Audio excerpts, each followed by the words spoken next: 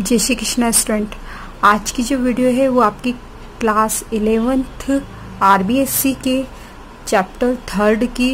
कल मैंने आपको एक वीडियो बताई थी, जो प्रीवियस वीडियो थी उसमें अपन ने फर्स्ट और सेकंड क्वेश्चन लेखांकन समीकरण वाला क्लियर किया था। लेखांकन समीकरण के हमने दोनों क्वेश्चंस क्लियर कर लिए। नेक्स्ट आपका है वो आपका क्वेश्चन है निम्नलिखित व्यवहारों से संपत्ति एंटरप्राइजेस के रोज नामचे में प्रविष्टि कीजिए। रोज नामचे को क्या बोलते हैं? जनरल एंट्री बोलते हैं। और आप इसमें आपको केवल जनरल एंट्री करनी है। तो जनरल एंट्री हम स्टार्ट करते हैं। आपके जनरल एंट्री के खाते जो बनते हैं वो इस तरह से बनते हैं। मैंने आपको लाइन नहीं खींच रखी है, आप लाइन खींचेंगे। Date, particular, LF, debit amount और क्रेडिट अमाउंट। ये आपके कॉलम बनते हैं 1 2 3 4 5 कॉलम बनते हैं।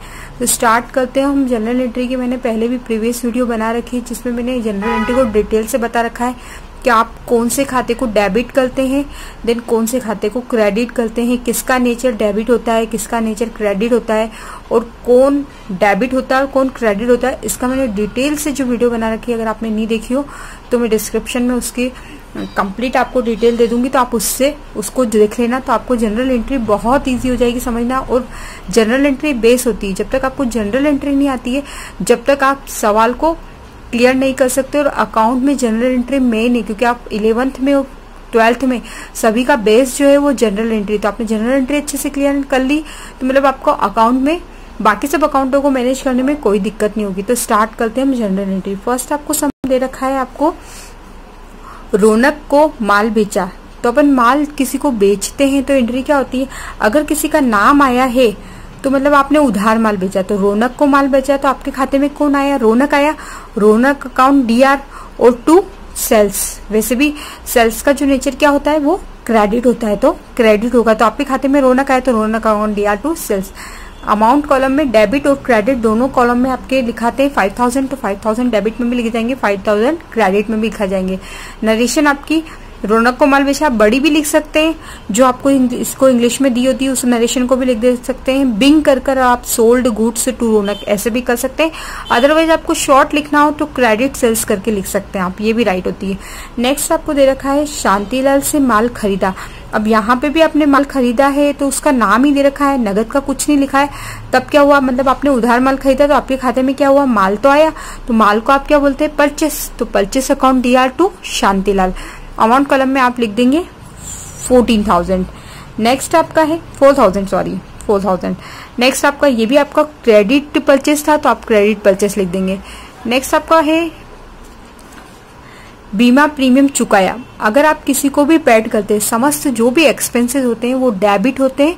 और 2 कॉलम में आपका जो भी पैसा जाता है तो उसको 2 कॉलम में करके लिखते हैं। 2 कैश, जो आता है उसको डेबिट करते हैं और जो जाता है उसको क्रेडिट करते हैं। जब तक आपके ये तीनों व्यक्तिगत खाते, नाममात्र खाते, पर्सनल अकाउंट जो होते हैं और नाममात्र खाते होते हैं, अगर आपके ये क्लियर होंगे ना कि कौन आता है और कौन जाता है, तो आपको अच्छे से क्लियर होगा। इसके लिए पूरी डिटेल मैंने वीडियो बना रखी है, आप उस वीडियो को जरूर देखें तो आपका अच्छे से क्लियर, क्योंकि आपका 11th में फर्स्ट चैप्टर है। जनरल एंट्री समझने में बहुत दिक्कत आती है, तो आप देखें। नेक्स्ट है आपका इंश्योरेंस प्रीमियम। अब जो भी मैंने कहा था खर्चे होते हैं उसको डेबिट करते हैं और आपके पास से जो भी जाता है उसको क्रेडिट करते। तो कैश गई तो 2 कैश कर देंगे। Insurance premium account DR to cash. आपके खाते में इंश्योरेंस प्रीमियम और 2 कैश ये खर्चा है, तो इसको अपन क्या करेंगे? डेबिट करेंगे और जो जाता है उसको क्रेडिट करते हैं। अमाउंट कॉलम में 860 रुपए, 860 रुपए जो भी यहाँ पे दे रखेंगे वो। नेक्स्ट आपको दे रखा है कानाराम से प्राप्त 2120 और उसे छूट दी 80। मतलब आपको किसी से प्राप्त हो रहे, इसका नाम है कानाराम, इससे प्राप्त हो रहे आपको 2120 रुपए प्राप्त हो रहे और आपने छूट कितनी दी है? 80 की दी है। तो आप देखेंगे तो आपका जो होगा 80 की आपने छूट दी है। तो जो भी अगर आप डिस्काउंट देते हैं तो आप डिस्काउंट देते तो डेबिट होता है, क्योंकि एक तरह से आपका खर्चा ही है। और अगर आपको प्राप्त होता है तो क्रेडिट होता है। तो अभी आपने दिया है तो कैश अकाउंट DR ये आपको प्राप्त हुआ। दूसरा डिस्काउंट दिया तो डिस्काउंट देते हैं तो डेबिट करते हैं। ये थोड़ी सी जो प्रॉब्लम आएगी फर्स्ट टाइम में एंट्री करने में आपको, फिर धीरे धीरे ये एंट्रियां अच्छे से समझ में आएगी। तो कैश आपको जो भी प्राप्त होता है उसको आप डेबिट करते हैं तो आपको प्राप्त है 2120 रुपए। दूसरा आपने डिस्काउंट दिया तो डिस्काउंट अगर अपन देते हैं तो डेबिट करते हैं और प्राप्त होता है तो क्रेडिट करते हैं। अभी दिया है तो 80 रुपए। ये दोनों ट्रांजेक्शन किसके थ्रू है? कानाराम, तो 2 कानाराम करके आप लिख देंगे, इनको जोड़कर 2200। नेक्स्ट आपका नरेशन आ जाएगी, कैश रिसीव्ड, आपको कैश प्राप्त हुई, देन एंड डिस्काउंट अलाउ, आपने डिस्काउंट अलाउ किया। नेक्स्ट है आपका क्वेश्चन से आपका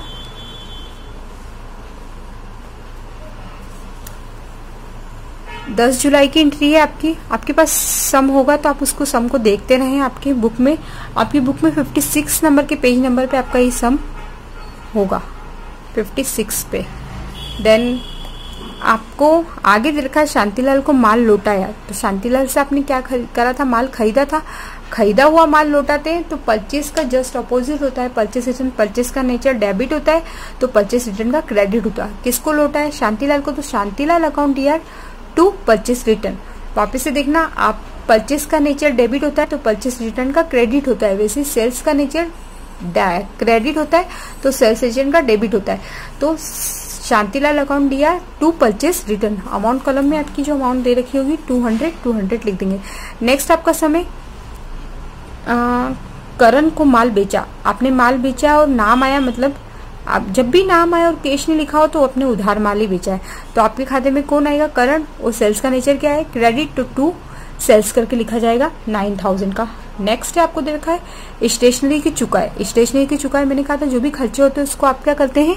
डेबिट करते हैं। तो स्टेशनरी अकाउंट दिया टू कैश। अमाउंट कॉलम में 1200। नरेशन आप लिख देंगे पेड टू स्टेशनरी। नेक्स्ट आपका सम दे रखा है मकान का किराया चुकाया। तो मकान का किराया चुकाया तो आपने, ये तो पर्सनल खर्चा है, पर्सनल खर्चे को आप क्या करेंगे? ड्राइंग करके भी लिख सकते हैं और रेंट करके भी लिख सकते हैं। ड्राइंग करके भी आप लिख सकते हैं इसको। तो ड्राइंग करके लिखेंगे, अगर आपने घर का मकान का किराया जो है मकान मालिक को किराया चुकाया तो रेंट अकाउंट दिया टू कैश। अमाउंट कॉलम में 1000। नेक्स्ट आपका पेड टू रेंट आ जाएगा, है ना। नेक्स्ट है आपकी एंट्री है करण से प्राप्त किए। तो करण को अपन ने क्या करा था? माल बेचा था, तो अपने पास क्या आएगी? कैश आएगी, और कैश को अपन डेबिट करते हैं। तो कैश अकाउंट दिया किसके थ्रू आई? तो करण के थ्रू आई, तो टू करण। अमाउंट करण में 9000 हो जाएगा। नेक्स्ट आपका इसकी नरेशन आ जाएगी कैश रिसीव्ड। क्लियर है। नेक्स्ट आपका है, लास्ट है आपका, ये देखा अनिल को उसकी जमा पर ब्याज दिया। तो आप किसी को भी ब्याज देते हैं तो आपका क्या है? खर्चा है, और खर्चे को आप क्या करेंगे? डेबिट करेंगे। तो इंटरेस्ट अकाउंट दिया, किसको दिया आपने? तो टू अनिल और टू कैश। तो आप टू कैश लिख देंगे क्योंकि आपने तो दिया है, तो इंटरेस्ट अकाउंट दिया to cash. 200 paid to interest, आपने इंटरेस्ट चुकाया। नेक्स्ट इसकी पूरी जो आप सम की टोटल लगाएंगे तो आपके आएंगे 32,660। एक बार रिवाइज में आपको वापस से पूरा सम बताती हूँ तो आपका क्लियर हो जाएगा। आपको सम में दे रखा था स्टार्टिंग में कि रौनक को माल बेचा, तो रौनक अकाउंट दिया टू सेल्स। माल शांतिलाल से माल खरीदा तो परचेस अकाउंट दिया to Shantilal. Then insurance premium चुका तो इंश्योरेंस प्रीमियम अकाउंट दिया टू कैश। आपने किसी से आपको रिसीव्ड हुआ और आपने उसको डिस्काउंट दिया तो कैश अकाउंट दिया, डिस्काउंट अकाउंट दिया to Karnaram. Then Shantilal account दिया टू परचेस रिटर्न, शांतिलाल को माल लौटाया तो परचेस रिटर्न। करण को माल बेचा तो करण अकाउंट दिया टू सेल्स। स्टेशनरी के खर्चे चुकाए तो स्टेशनरी अकाउंट दिया टू कैश। देन किराया चुकाए तो रेंट अकाउंट दिया टू कैश। देन आपको रिसीव्ड हुआ है तो कैश अकाउंट दिया to Karan. Then last entry आपकी, आपने इंटरेस्ट चुकाया तो इंटरेस्ट अकाउंट दिया। आपके पास जो आता है उसको टू कैश करके लिखते हैं तो टू कैश करके लिखेंगे। अनिल आपको लिखने की जरूरत नहीं है वैसे, क्योंकि इंटरेस्ट अकाउंट दिया टू कैश। टोटल लगाएंगे आपकी टोटल कंप्लीट आ जाएगी। ओके, ये आपका 3rd नंबर का सम क्लियर होता है। आपको नहीं समझ में आया हो, इसमें कोई भी प्रॉब्लम हो तो आप डिस्क्रिप्शन बॉक्स में बता सकते हैं, इसको पूरा क्लियर बता सकते हैं, कमेंट दे सकते हैं कि इसमें कोई प्रॉब्लम हो तो। नेक्स्ट हम स्टार्ट करते हैं सम नंबर 4। और भी कोई प्रॉब्लम आती है आपको इसको पढ़ने में तो आप मुझे कमेंट कर कर बता सकते हैं। देन स्टार्ट करते हैं। ये RBSC के लिए ही मैंने क्लासेस स्टार्ट की है, वैसे मैं कोचिंग वगैरह लेती हूँ तो आपका अच्छे से क्लियर हो और हर बच्चे को ये क्लासेस अवेलेबल हो, जिसके लिए मैंने क्लासेस लगाई है। स्टार्ट करते हैं हम जनरल एंट्रीज की। जनरल एंट्रीज में 4 नंबर का जो सम दे रखा है आपका, 4 नंबर का सम में आपको दे रखा है अनिल ने नगद से व्यापार प्रारंभ किया। तो नगद से व्यापार प्रारंभ करते तो अपन क्या लिखते हैं, कैश अकाउंट। जब भी व्यापार प्रारंभ करते तो कैश अकाउंट दिया टू कैपिटल, तो कैश से प्रारंभ किया तो कैश। इसके अलावा यहाँ पे फर्नीचर और भी अगर कुछ होता तो हम यहाँ पे सब जो असेट्स होती है उन असेट्स का नेचर क्या होता है, डेबिट होता है, और लाइबिलिटीज का नेचर क्रेडिट होता है। तो असेट्स को डेबिट करते हैं, लाइबिलिटीज को क्रेडिट करते हैं। क्योंकि डिटेल से मैंने सारी वीडियो में अच्छे से बता रखा है ताकि आपको जनरल एंट्री में कोई प्रॉब्लम नहीं होगी, तो आप उनको जरूर देखें। तो कैश अकाउंट या टू कैपिटल, अमाउंट कॉलम में आप दोनों तरफ लिख देंगे।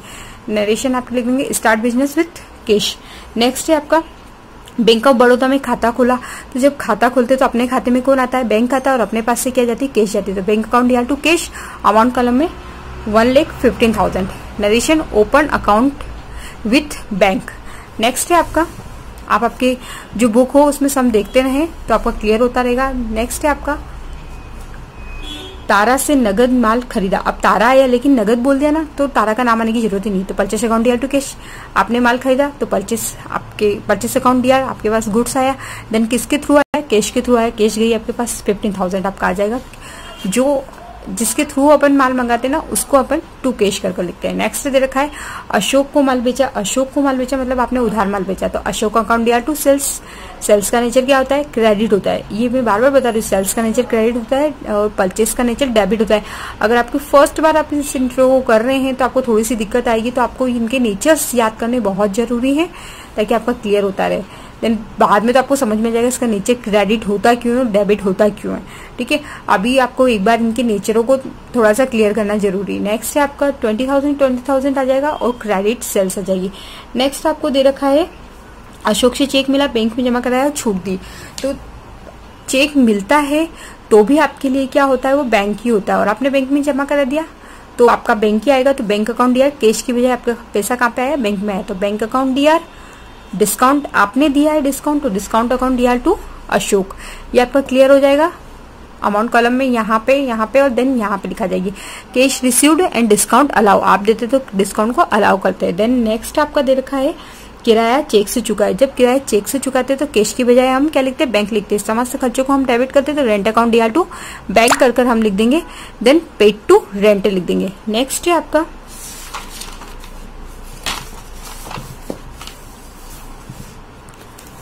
है आपका प्रेम से माल खरीदा। तो प्रेम से माल खरीदा मतलब आपका क्या हुआ, नाम आया है, आप बराबर खाते बनाए। यहाँ पे मैंने लाइनें नहीं खींच रखी है, तो आप ऐसा ना करें कि इनको खातों को कंप्लीट नहीं करें। अगर खाते कंप्लीट नहीं होंगे तो आपको क्लियर समझ में नहीं आएगा। Date, particular, then LF, then debit, then credit, then amount. ठीक है, नेक्स्ट है आपका परचेस अकाउंट दिया तो प्रेम, और कितने का माल खरीदा आपने, 3 लाख का, 30,000 का, सॉरी, तो 30,000 का आप यहाँ पे लिख देंगे। क्रेडिट परचेस लिख देंगे। नेक्स्ट आपको दे रखा है व्यापारिक खर्च। तो जो भी खर्चे होते हैं उसको आप डेबिट करते हैं। ट्रेड एक्सपेंसेस अकाउंट या टू कैश कर आप 3,000 लिख देंगे। पेड टू ट्रेड एक्सपेंस, जो भी एक्सपेंसेस होते हैं जिनको चुकाना करते हैं उनको पेड करके लिखते हैं।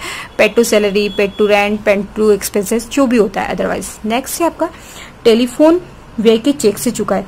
चेक से चुका है तो मैंने बताया कैश चुकाते तो हम टू कैश करते हैं और चेक से चुकाते हैं टू बैंक करते हैं। टेलीफोन एक्सपेंसेस अकाउंट दिया टू बैंक। अमाउंट कॉलम में आप 1,000 लिख देंगे। नेक्स्ट नरेशन आप लिख देंगे paid to telephone expenses. Salary, तो सैलरी चुकाई आपने तो सैलरी अकाउंट दिया टू कैश। अमाउंट कॉलम में आप लिख देंगे 6,000, देन 6,000, ये 6,000 गलत लिखा हुआ है यहाँ पे, ये लिखेंगे। ठीक है, पेड टू सैलरी। तो ये आपका सम नंबर 4 भी पूरा क्लियर होता है। इसके आप टोटल लगाएंगे तो आपकी टोटल आएगी 5,85,000। 5,85,000। तो आपका ये सम क्लियर होता है। नेक्स्ट आपके 4 सम क्लियर हो गए और इस सवाल के अंदर आपके 10 सम है, तो हम 10 सम को कंप्लीट क्लियर करेंगे। और इसमें जो भी डाउट होगा वो आप इसको कमेंट बॉक्स में पूछें। अगर इसमें कुछ समझ में नहीं आया तो आप पूछें अच्छे से। देन आप बिफ्टिंग एकेडमी करके चैनल है, आप इसको सब्सक्राइब कर लें तो आपको नेक्स्ट जो भी वीडियो होगी वो आपको मिलती रहेगी। और कॉमर्स की तो पूरी कंप्लीट वीडियो मिलेगी। Thank you.